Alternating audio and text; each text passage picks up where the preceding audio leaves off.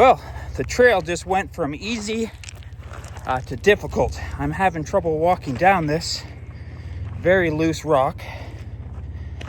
Just going to help Cheyenne navigate this. Might go the other way, it's just a little bit more technical.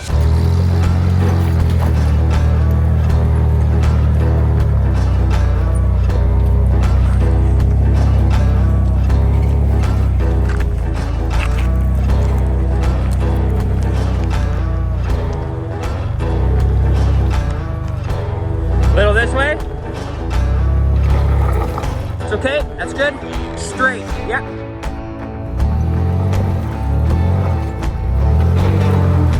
Turn. Good job. Good. Okay, this should be pretty easy.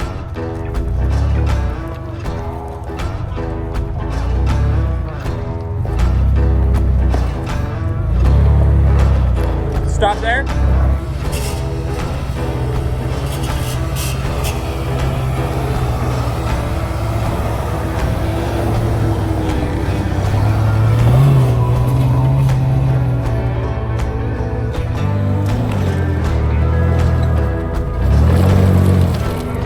Go. Maintain speed.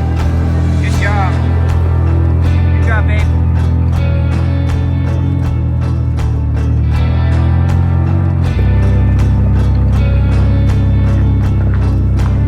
Go faster.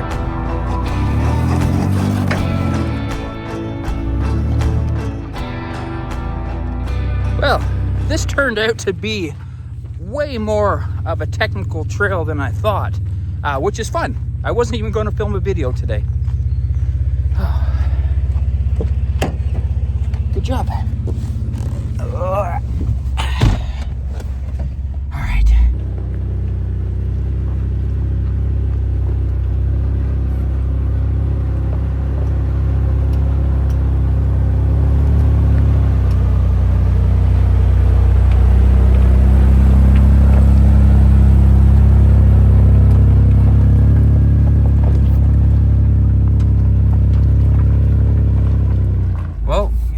Around this corner, you guys are going to see what we were looking for. A couple emergency shelters for snowmobilers. There's multiple up here. Oh, there's a lot of people up there. Why does it look like they're doing something? Giant meeting that we missed. Yeah.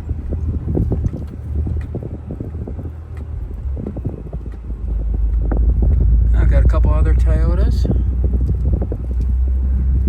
Park over there beside him. Oh, it's got a washer. Oh, he's got the Mick tuning lights on the front. That's probably the original cabin. So this is maybe the original cabin. You know, maybe it was an old logging cabin, mining cabin. There's a stove right here.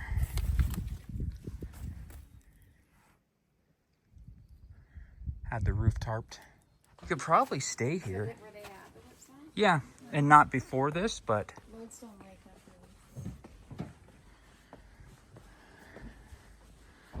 man, that's a nice barbecue.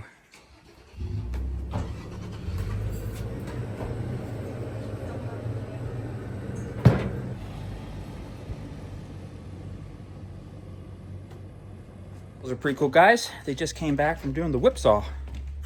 Oh, bugs are horrible. Oh, this is cool. This is pretty neat, guys. This is a pretty solid cabin. Pretty sure it's insulated. Huge fireplace, which is definitely handy. Look at all the spots for drying and gloves and boots. Could probably use these to sleep on. Oh man, I got eaten alive. That's an emergency sled. There might even be some power here, but don't know if they would have. Oh, they got a red light. I don't know if that red light means it's not working. What's this for? Nothing. Here's a picture of the cabin. This would be kind of a neat place to come in the fall and camp here. I don't see any signs of rats or mice. It's pretty sealed, yeah. But lots of people definitely come up here because of all the hooks, and we got a donation box. What's in the cupboard?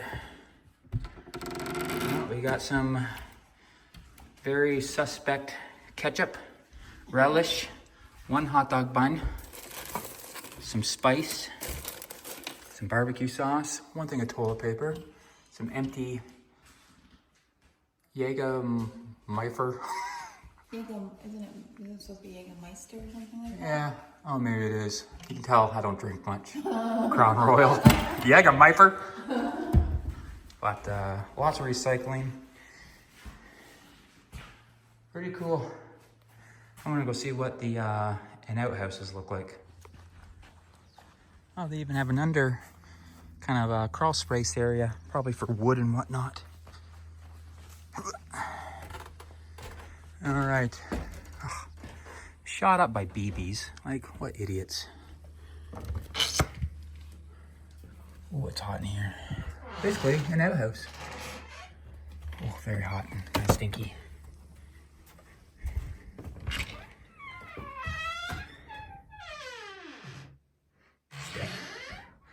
Be lying if I said it didn't stink. But that's a real shame. It's not, it's basically just an outhouse.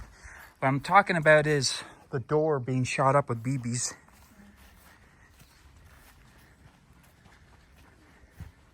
So the guys were saying that Jeep Cherokee that passed us got stuck, and supposedly pretty bad. But yeah, just a little spot for storing wood. Pretty cool.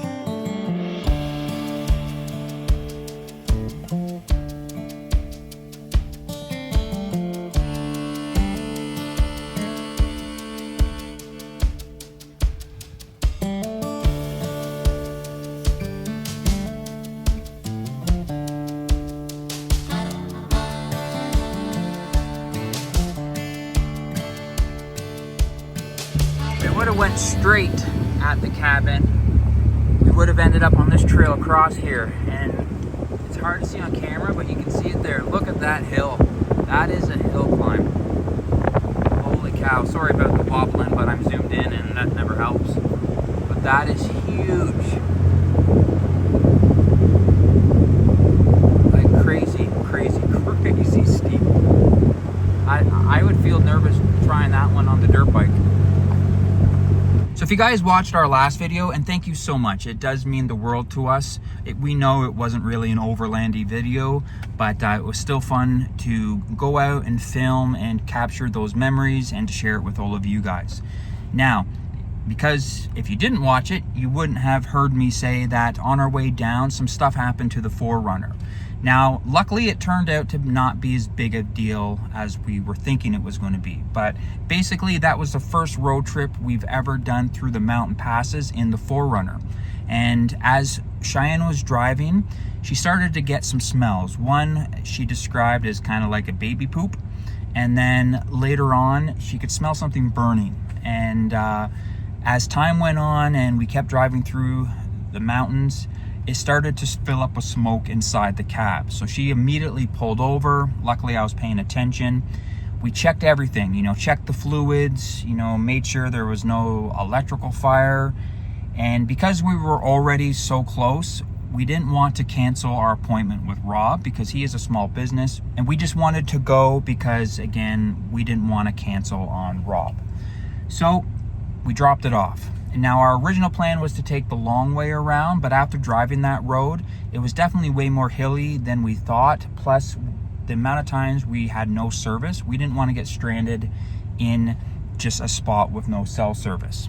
So we ended up changing plans, and I was going to bring you guys along, film the whole thing, what we were going to do, check, blah, blah, blah, blah, blah. But the weather got hot. Today is about 31 degrees. So we didn't want to be driving the vehicle with these potential problems. Now, when we picked up the vehicle, it was about 7:30 at night. We did notice on the way there that the rear diff was a little wet on the pumpkin, and that was new to us. We didn't see that before. So that could be a newer leak. So we were worried that we maybe had a leaky differential. So I obviously brought down the tools to check and to fill up the differential if needed. Luckily that was fine. So it's just a little bit of seepage, nothing too major. We'll get that taken care of here in the next couple weeks. We were worried that smoking smell was maybe something to do with the 4-wheel drive and like the central diff. So obviously when we picked it up, we checked everything, made sure it went in and out okay, and that worked flawlessly. On the way home, and things were good until the big climb out of Kelowna. Now that mountain is basically like a 40-ish kilometer incline the entire way. And about halfway up, again, started just to stink, to smoke. So Cheyenne pulled over, and again, I'm looking at it. And what I noticed is underneath was extremely hot. So I then went to the Tahoe and kind of compared, and the Tahoe, I could touch the exhaust basically. I could put my hand on the transfer case. As the 4Runner, I could barely touch anything. It was so hot. So luckily we still had some cell service. I started to Google, some symptoms, and it kind of sounds like our catalytic converter was clogged. It was not being able to breathe, because the smell of baby poop, we can kind of, say, hey, maybe rotten eggs. The burning smell, maybe more of a sulfur type smell, and maybe it wasn't at all, and then with the excessive heat underneath, we kind of put all in all together, and pretty confident it's the catalytic converter. So after that, I did a few and full throttle pulls on it to just try to clear it out as much as I could, and it definitely did make it way better. We had some dash lights on, and that was something to do with emissions, and then after doing those hard pulls, those went away. It's now been about 2 days since we picked it up, and they haven't come on. So pretty positive that that's what it was. So if anything, the 4Runner feels peppier, and the lights are off the dash. We did smell it a little bit on the way here, because again, we have to drive through the Coquihalla Canyon to get to this trail, but not nearly as bad. And to us, that's probably to be expected, that it's still going to have to burn off some of that and carbon or whatnot. So thankfully, no big deal. Luckily, nothing was fried, and it was nothing more major than that. But to us, we thought, we're burning out the transfer case, the differential, whatever. But and thankfully nothing was wrong. Now I know a lot of you are probably going to want to see this. Now this is what we got built by Rob at RLW Offroad. I'll put all of his contact information here on the screen and in the description. Now Rob is from Kelowna, and we called around to a few places, closer to home, like more the Vancouver way. And for a similar bumper, it was up to $5,000 to get it built and painted. Rob did this for $2,200, which is amazing. This is basically the same bumper you would get from Coastal Off-Road, but for half the price. It's super easy to use. It's got a locking mechanism, handle, super solid. It's got greasable joints here, which is great. It's got a rubber pad here, so no bouncing around. I am getting eaten alive by bugs, but super solid. What we like is just how tight of a fit it is. We didn't want it way out, because some of them are, and they look so goofy, but it's so solid. It doesn't rattle around. We asked for a very low profile bumper. It's got the trailer hitch there, but looks amazing. Extremely just well done. The welds are just beautiful. Like beautiful welds here. Rob did a really good job. So he not only does in rear bumpers, he does front bumpers for Toyotas, Suzukis. That's kind of his specialty. but super impressed, and highly recommend in getting Rob in Kelowna from RLW Offroad to do your off-road bumper.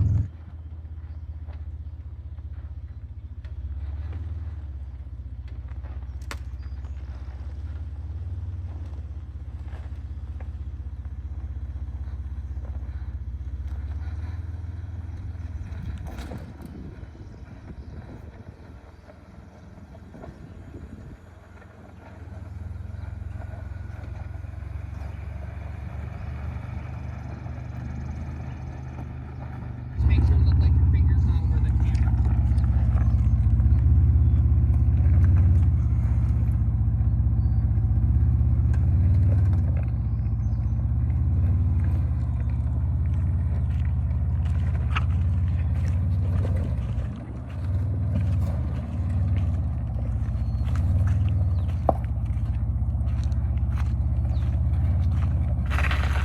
Okay, inch. Inch. Go straight. Yeah.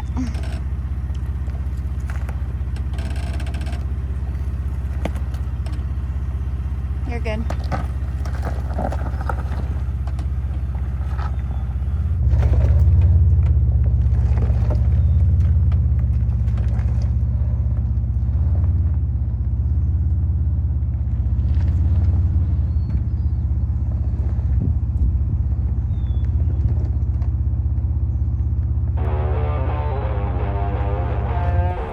Well, that's all we have for you guys today. Thank you so much for watching, and we'll see you in the next one.